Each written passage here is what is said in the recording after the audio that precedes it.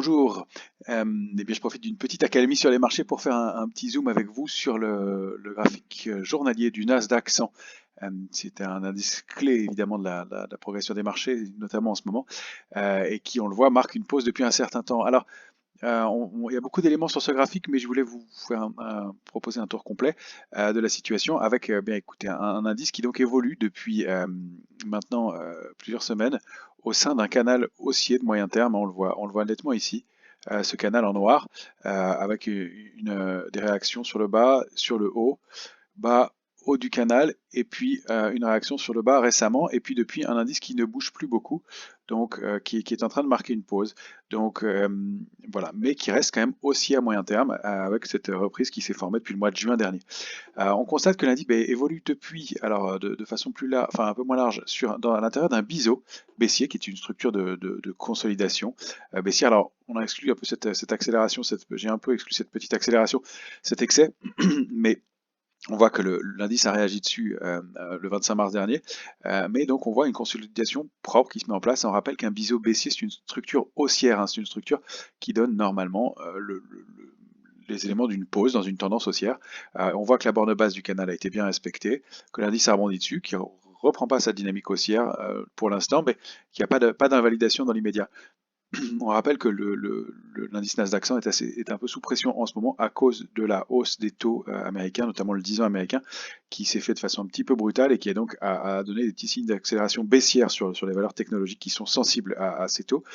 Pour l'instant, ça reste très canalisé, pas d'alerte majeure, mais on surveille les niveaux techniques et je voulais faire un zoom là-dessus parce que on voit que les choses se tendent un peu. Donc on a ce grand biseau avec eh bien, une borne basse qui est située donc non loin maintenant de la borne basse du canal haussier, et puis une borne haute située sous des niveaux de résistance importants. On voit que c'est un marché qui est très technique, hein. Les deux grosses bornes, c'est 12 210 en bas, 13 294 en haut, on les a évoqués plusieurs fois, mais on voit que les choses et les prix se resserrent un petit peu à l'intérieur, alors notamment à l'intérieur d'un petit triangle symétrique qui est en bleu ciel ici, qui est bien marqué par 3 points de chaque côté, 1, 2, 3, et puis 1.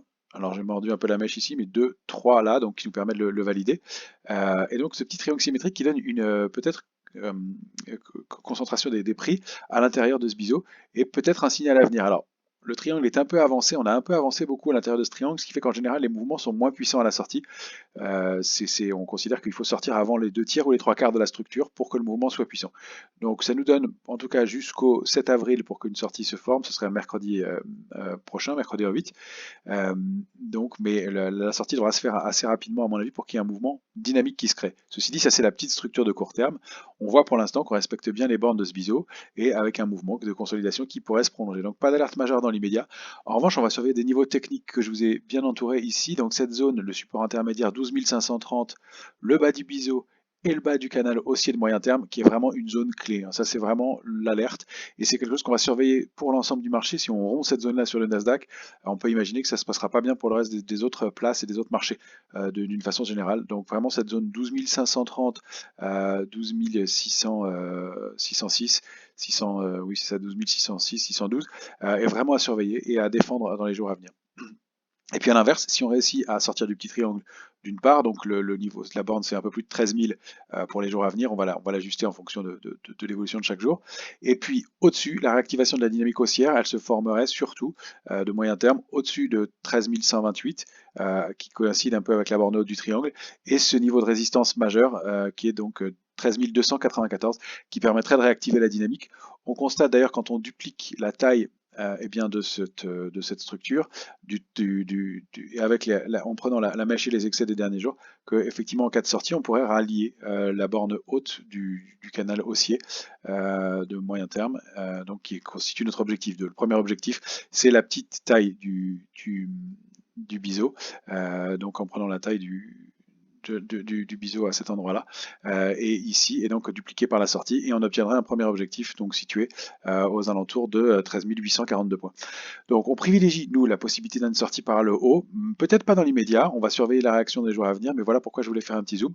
En revanche, on voit que si on rompt ces niveaux de support, cette zone de support importante, on a une première cible qui est un objectif situé aux alentours des 11 896 points, et puis probablement un retour rapide dans la zone 10 945, avec 11 585, qui elle en revanche est l'alerte de long terme dont on se méfiera beaucoup. 10 945, ce serait beaucoup plus grave d'aller rompre ce niveau-là. On n'est pas du tout dans ce scénario-là dans l'immédiat, mais on le précise, on est obligé de l'envisager. Voilà, donc plutôt une vision de consolidation en bon ordre qui se passe dans l'immédiat. Rien de très négatif dans cette analyse, mais un mouvement de pause et des niveaux techniques à surveiller qui pourraient donc, selon le sens, bien réactiver ou non la dynamique actuelle. Merci, à bientôt.